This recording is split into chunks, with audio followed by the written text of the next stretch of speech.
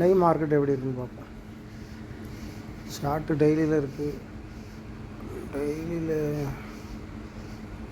ஃபாஸ்ட்டாக ஓப்பன் ஆகிறதே ரொம்ப கேப்டவுனாக ஓப்பன் ஆகுது. இந்த இடத்துல மேலே போய் திரும்பி வந்திருந்தால் கொஞ்சம் நல்லா இருந்திருக்கும். இன்றைக்கி இந்த செல் பையரை வின் பண்ணியிருக்கான். இப்படி போய் இப்படி ரிட்டர்ன் ஆகிடுச்சுன்னா கொஞ்சம் நல்லாயிருக்கும். நம்மளும் நிறைய டார்கெட் கிடைக்கும். நாளைக்கு இதில் ஓப்பன் ஆகிருக்கு. இப்படி போய் இப்படி திரும்பினா கொஞ்சம் நல்லாயிருக்கும். கொஞ்சம் என்ட்ராடே பண்ணுறது கொஞ்சம் ஈஸியாக இருக்கும். இது ஓப்பன் ஆகிறதே நாங்கள் கொண்டு ஓப்பன் ஆகிரும். நாங்கள் இங்கே ஆட்டம் போய் ஓப்பன் ஆகிட்டு திரும்ப மேலே ஏறிப்போம். சரி, அது எப்படியும் ஓப்பன் ஆகிட்டு போட்டு நம்ம 5 மினிட்டு பார்ப்போம்.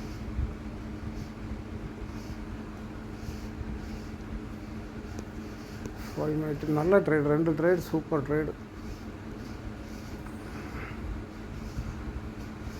First 5 minute candle. 5 மினிட்டில் எப்படி லைன் போடணுன்னா,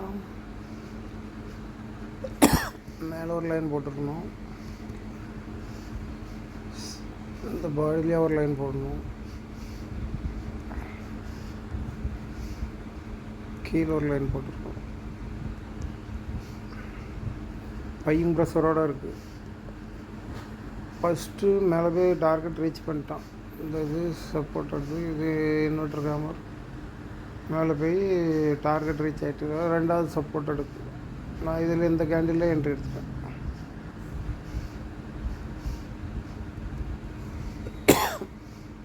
அப்படி இல்லைன்னா உங்களுக்கு அப்படி தெரிலன்னா இந்த கீழே இந்த விக்கி போட்டுருக்கல, இதில் ஒரு பாக்ஸ் போட்டு வச்சுக்கணும்.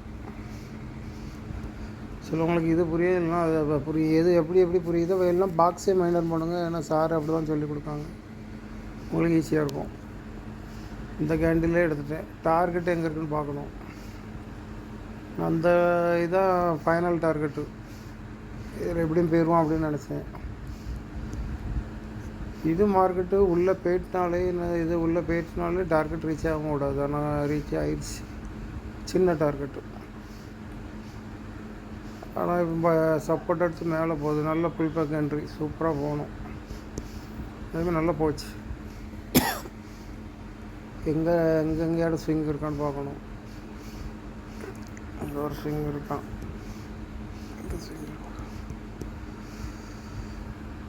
அதை பிரேக் பண்ணால் மேலே போயிருக்கணும், போகலை. இது ஒரு நல்ல ட்ரேடு. 2வது ட்ரேடு திரும்புது மார்க்கெட்டு.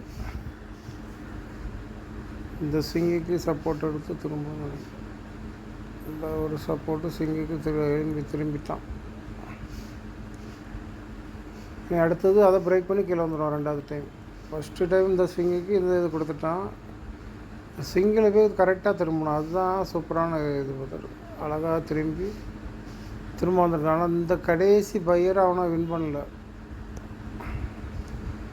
இதையும் பார்க்கணும். நீங்கள் கேண்டில் உருவான உடனே கீழே மார்க்கெட் போகுதுன்னா உடனே மேலே உள்ள சப்போர்ட்டுக்கு லைன் போட்டு வச்சிடணும். ஏன்னா அதுக்கு மேலே உள்ளே போய்ட்டுனா மார்க்கெட்டு மேலே ஓடிடும். அதில் போய் ரிஜெக்ட் ஆகுதான்னு பார்க்கணும். ஆனால் இது ரிஜெக்ட் கொடுக்கலன்னா இப்படி ஒரு கேண்டில் மட்டும் வந்திருந்தோன்னா பக்காவாக இருந்திருக்கும். ட்ரேட் எடுக்க ஒரு விக்கு போய்ட்டு ரிஜெக்ட் பண்ணி விட்டுருக்கணும். அப்போ இந்த கேண்டில் எடுத்துக்கலாம்.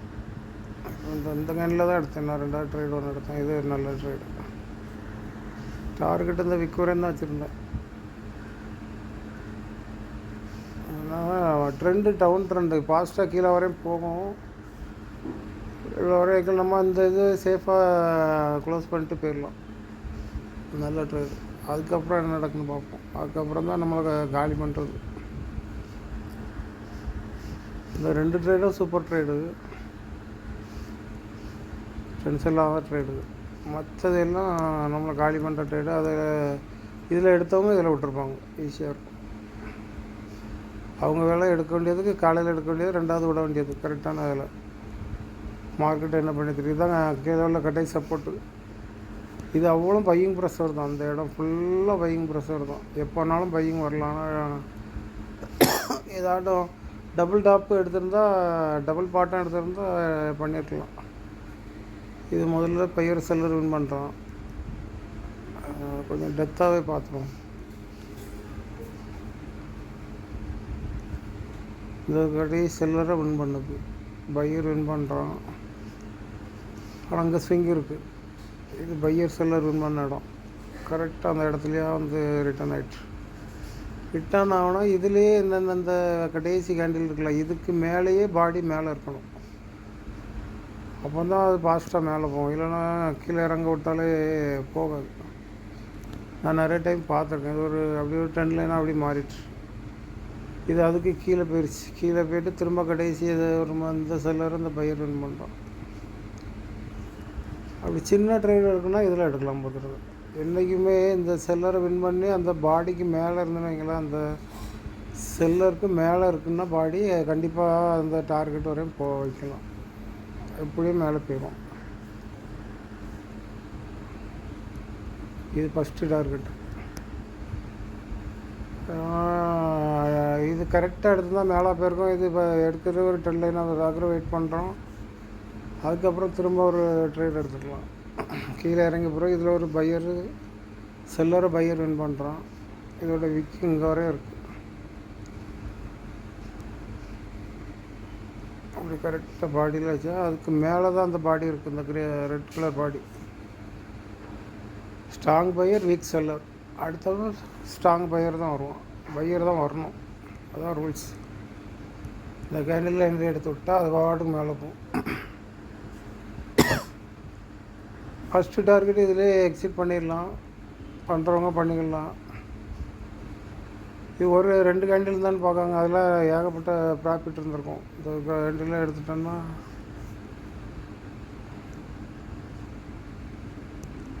என்றைக்கும் ஒரு 3/4 தூரம் போகும்போதே எக்ஸிட் பண்ணிடுங்க. இது ஒரு 56, அங்கே ஒரு 28 இருக்குது. 56, 20, கிட்டத்தட்ட ஒரு 88 பாயிண்ட் கிட்ட இருக்குது. 40 பாயிண்ட் பிடிச்சாலும் போதும் உங்களுக்கு. சென்சஸில் நல்ல இது இருக்கும். அதுக்கப்புறம் அடுத்தப்போ ஒரு ட்ரேடு எப்படி எடுக்கணும்னா இதில் எக்ஸிட் பண்ணிட்டு அப்புறம் இந்த கரெக்டு ரெட் கலர் கேண்டில் இதான் இதில் ஒரு லைன் போட்டு வச்சுக்கணும். அதுக்கு அதில் பையிங் ப்ரெஷர்லேயே கேண்டில் வந்துக்கிட்டே இருக்குது. இந்த கேண்டில் முடிஞ்சு அதில் எந்த கேண்டில் முடிஞ்ச பிறகு எடுத்துருக்கலாம். இந்த கேண்டில் இதிலே ஒரு பையிங் ப்ரெஷர் இருக்குது. அடுத்தாப்பும் பையிங் ப்ரெஷர் தான். இந்த கேண்டில் நடக்கும்போதே எடுக்கலாம் போதும். ஏன்னா இந்த கேண்டில் கீழே வந்திருக்கணும், வரல. அப்போ ஒரு ஸ்ட்ராங்கு பையர், வீக் செல்லரு. இந்த கேண்டில் கீழே வந்திருக்கணும், இதுலேயும் வரல. அப்போ ஓரளவு பையிங் ப்ரெஷரில் தான் இருக்குது மார்க்கெட் அப்படின்னு பார்த்து இதில் என்ட்ரி எடுத்துக்கலாம். 2 டார்கெட் எது வைக்கணும்னா மேலே எங்கேயாரும் ஸ்விங் இருக்கான்னு பார்க்கணும். டெலிட் பண்ணிவிட்டு அடுத்த ஸ்விங்கி வந்தான். இதுலேயும் வச்சுக்கலாம், இல்லைன்னா அந்த செல்லர் ஓப்பன்லேயும் வச்சுக்கலாம். ஸ்விங்குக்கு தான் டார்கெட்டு அடுத்து ரிட்டர்ன் ஆகிருக்கு. ரிட்டர்ன் அது டவுன் ட்ரெண்டுன்னொன்னே மேலே போய் டச் பண்ணிட்டு ஃபாஸ்ட்டாக கீழே இறங்குது பாருங்களா. திரும்ப இது அப் ட்ரெண்டாக இருக்குன்னா இந்த இதுதான் கடைசி செல்லர். இதுக்கு மேலேயே க்ளோஸ் கொடுத்துருக்கணும். இந்த கேண்டில் இந்த இடத்துல ஸ்டாப்பு விக்கி அடித்தாலும் இந்த இடத்துல பாடி இங்கே தான் இருந்திருக்கணும். அப்போ அப்படியே கண்டினியூவாக மேலே போயிடும். இது உள்ளே வந்துருச்சு. அப்போ செல்லர் உள்ளே வந்துட்டான்ட்டு நம்ம கொஞ்சம் கவனமாக எடுக்கணும். மார்க்கெட்டு இந்த இதை வச்சு ஓரளவு கண்டுபிடிக்க முடியுது. அது இது மேலே போனாலும் இதுதான் டார்கெட்டு. பையரை செல்லர் வின் பண்ண இடம் இதுதான் ஃபஸ்ட்டு டார்கெட்டு. அதுக்கு அடுத்தப்போ போகுதுன்னா நான் அந்த லைனில் எப்படி போட்டு வச்சுக்கணும். இந்த பாடி வந்து இதுக்கு மேலேயே க்ளோஸ் கொடுத்துருக்கணும். அப்போன்னா மேலே போயிடும்.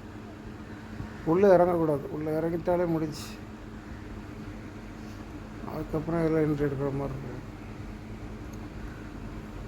இது அப்படி அப்படியே ஒரு ட்ரெண்ட் லைன் மாதிரி மாறிடுச்சு. அதுக்கப்புறம் இந்த பாடியை க்ளோஸ் கொடுத்த அப்புறம் இதில் ஒரு என்ட்ரி எடுக்கலாம்.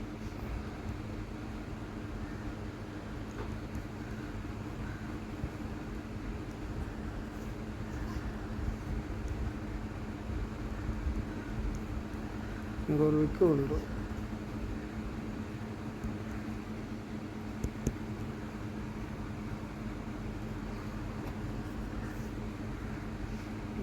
இந்த விக்கு பாடி கரெக்டாக தான் இவ்வளோ தூரம் தான் என்ட்ரி வைக்க முடியும். ஏன்னா இதில் சப்போர்ட் எடுத்துரும்.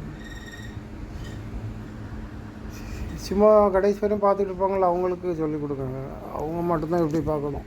ஏன்னா அவங்க எப்படியும் லாஸ் பண்ணி தான் வச்சுருப்பாங்க. மார்க்கெட்டை முழுசாக பார்த்து யாரும் ஜெயிக்க முடியாது. நேற்று கூட கிளாஸில் இவர் சொன்னார், யார், தினகரன் சார் சொன்னார், நான் முன்னால் முழுக்க லாஸ் தான் பண்ணுவேன், கடைசியில் 11 மணி வரை தான் ட்ரேட் பண்ணுறேன், அதுக்கப்புறம் தான் நான் ப்ராஃபிட்டே பண்ணுறேன் அப்படின்ட்டு. இந்த மாதத்தில் ஒரு 3 லாஸ் மட்டும் தான் பண்ணியிருக்கேன் அப்படின்னு. என்ன நடந்தாலும் 11 மணிக்கு லாபனாலும் நஷ்டனாலும் அதோட க்ளோஸ் பண்ணிவிட்டு போயிடுவேன். அது எடுக்கிறதுக்கு வாய்ப்பு இருந்தால் கூட நான் எடுக்க மாட்டேன் அப்படின்னாரு. இந்த மாதிரி யாரெல்லாம் பண்ணுறாங்களோ அவங்க மட்டும்தான் சக்ஸஸ் பண்ண முடியும் ட்ரேடில். முழுக்க நான் அதில் தான் இருப்பேன், மார்க்கெட்டை ஜெயிச்சிடும்னு நினச்சா ஒரு காலம் ஜெயிக்க முடியாது. எல்லாம் நிறைய காசு வேணும். அதுக்கப்புறம் இது ஒரு என்ட்ரி, அதுக்கப்புறம் திரும்ப மார்க்கெட்டு போகுது, திரும்ப அந்த இடத்துல ரிஜெக்ட் ஆகுது. அந்த விக்கு இருந்த இடத்துல ரிஜெக்ட் ஆகுது. இதில் கூட ஒரு பாக்ஸ் போட்டு எடுக்கலாம்.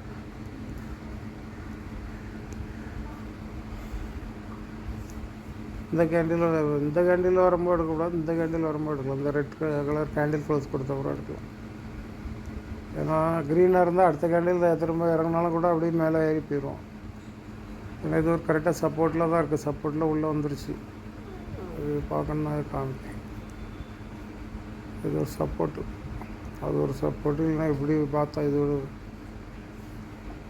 இந்த பாக்ஸுக்கு ஒரு இந்த விக்கு ஒரு பாக்ஸ் போட்டோன்னா இப்படி ஒரு சப்போர்ட்டு. ஆனால் உள்ளே வந்துருச்சு மார்க்கெட்டு உள்ளே வந்துட்டு திரும்ப இந்த இடத்துல சப்போர்ட்டு எடுத்து மேலே போச்சுன்னா, இந்த லைனில் சப்போர்ட் எடுத்து மேலே போச்சுன்னா அப்படியே மேலே போயிடும், இப்படி போயிடும்.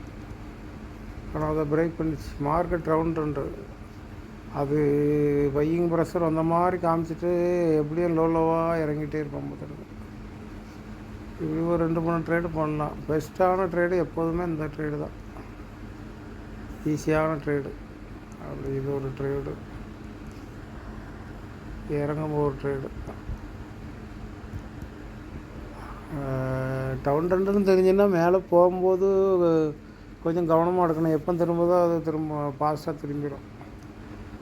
இதே அப் ட்ரெண்டுன்னா இந்த இடத்துல கரெக்டாக இது மேலே போய் கரெக்டாக எடுத்து டபுள் டாப்பு சூப்பராக இன்னொரு டபுள் டாப் மாதிரி வருவாருங்க. இப்படி போய் இதில் ஒரு க்ரீன் கலர் கேண்டில் வந்து, அதுக்கப்புறம் இதில் ஒரு ரெட் கலர் கேண்டில் வந்து, இதில் ஒரு ரிஜெக்ட் ஆகிருக்கும். ஒரு ரிஜெக்ட் கேண்டில் போட்டு அப்படி விக்கு அடித்து கீழே இறங்குவோம். இந்த பையரை கீழே க்ளோஸ் பண்ணுவோம், இந்த பையரெல்லாம் கீழே க்ளோஸ் பண்ணுவோம். அப்போ தான் இதில் என்ட்ரி விட தான் நல்லா ஃபாஸ்ட்டாக போவோம். இதுவும் சூப்பர் என்ட்ரி தான், இதுவும் சூப்பர் என்ட்ரி தான்.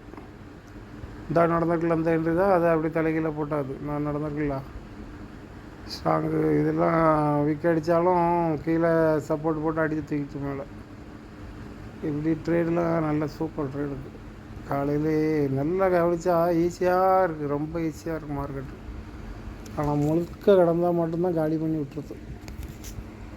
2 ட்ரேடு ப்ராஃபிட் பண்ணோமா க்ளோஸ் பண்ணிவிட்டு ஓடிடணும். மார்க்கெட் அப்படி தான் இருக்குது. முழுக்க நம்மளை விளையாடாது விடாது. எவ்வளோ எப்படினாலும் மார்க்கெட்டை புரிஞ்சுக்கிட்டே முடியாது. எப்படியாட்டும் ஒரு விக்கு வச்சு நம்மளை காலி பண்ணி விட்டுருவோம். பார்த்து கவனமாக விளையாடுங்க.